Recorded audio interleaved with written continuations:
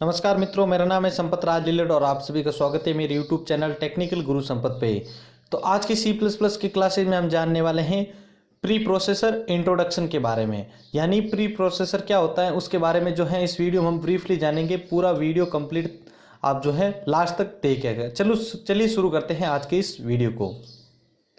तो सबसे पहले हम जानते हैं कि प्री प्रोसेसर क्या होता है।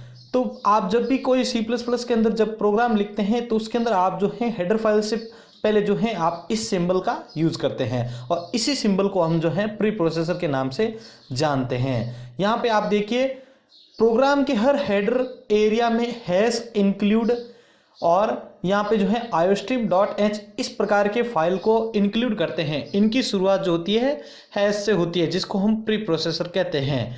प्री प्रोसेसर को स्टेटमेंट की तरह सेमीकोलन नहीं दिया जाता है।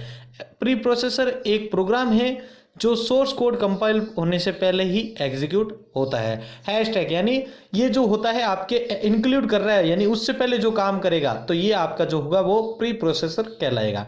तो आपको ये ध्यान रखना है कि जब आप प्रोग्राम लिख रहे हैं तो उसके अंदर जो ये हैश आप टैग यूज कर रहे हैं तो उसको हम प्री प्रोसेसर के नाम से जानते हैं। चलिए आगे बढ़ते हैं।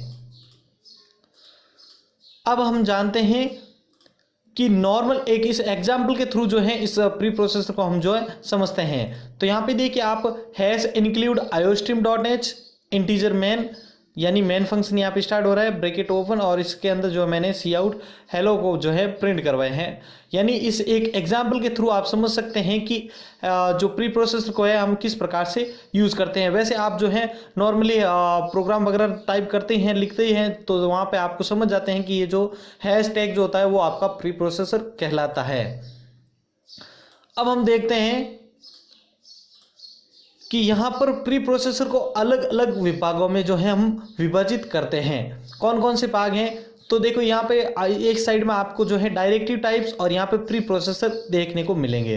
तो यहाँ पे देखिए डायरेक्टिव टाइप्स में पहला होता है आपके मैक्रो। तो मैक्रो जो होता है उसको हम लिखते हैं हैश डिफाइन, यानी जहाँ पर मैक्रो डायरेक्टिव टाइप यूज करना होगा आपको तो वहाँ पे हैश डिफाइन लिखना पड़ेगा आपको। अगर फाइल इंक्लूजन से रिलेटेड काम है तो वहाँ पे आपको हैज इंक्लूड काम में लेना होगा। वही आपकी कंडीशनल कंपाइलेशन है, जैसे if else if deaf and if और इफ एंड डेफ और एलिफ। तो इस प्रकार से जो है आपको कंडीशनल कंपाइलेशन से रिलेटेड हो तो आपको इन प्री प्रोसेसर का यूज करना पड़ेगा। अब अदर जो होता है उसके अंदर आपका है प्राग्मा और अनडेफ, इन दो प्री प्रोसेसर को भी आप यूज कर सकते हैं। चलिए आगे बढ़ते हैं। अब हम देखते हैं मैक्रो हैश डिफाइन के बारे में।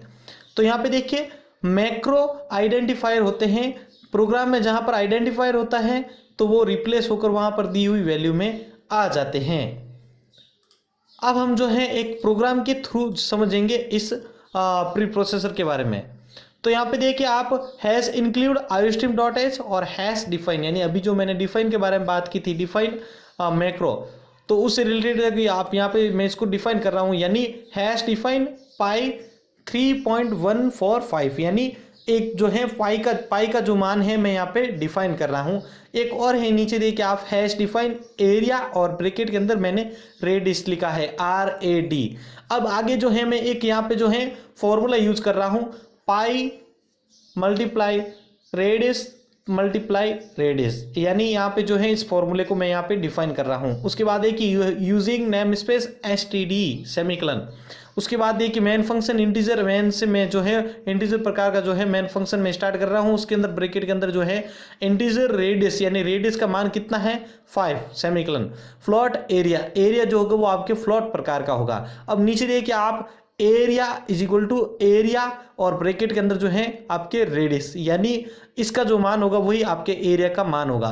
तो यहाँ पे देखिए आप सी आउट कीजिए और area of circle is area और रिटर्न आपके 0 होगा और यहाँ पे सेमीकोलन और ब्रैकेट ऑफ। अब यहाँ पे देखिए क्या होगा कि जैसे ही प्रोग्राम रन होगा तो वहाँ पे जो है इस एरिया को ज्ञात किया जाएगा। तो अब इसका जो एरिया हमने जो है यहाँ पे डिफाइन किया था तो वहाँ पे जो फॉर्मूला होगा वो यूज होगा ये, यानी 3.145 मल्टीप्लाई रेडियस कितना अपना 5 मल्टीप्लाई रेडियस कितना है 5। तो इन तीनों को जो जैसे ही हम मल्टीप्लिकेशन करेंगे तो उसका जो एग्जाम्पल होगा वो आपके जो इसका आउटपुट होगा वो इस प्रकार से दिखेगा। तो पहले हम जो है इसको अगर कंट्रोल प्लस F9 के थ्रू जैसे ही इस प्रोग्राम को जो है हम रन करेंगे तो आपकी कंप्यूटर स्क्रीन के ऊपर जो है कुछ इस प्रकार से जो है आउटपुट शो होगा। तो यहाँ पे देखिए आप एरिया ऑफ सर्कल इज 78.625 और 000।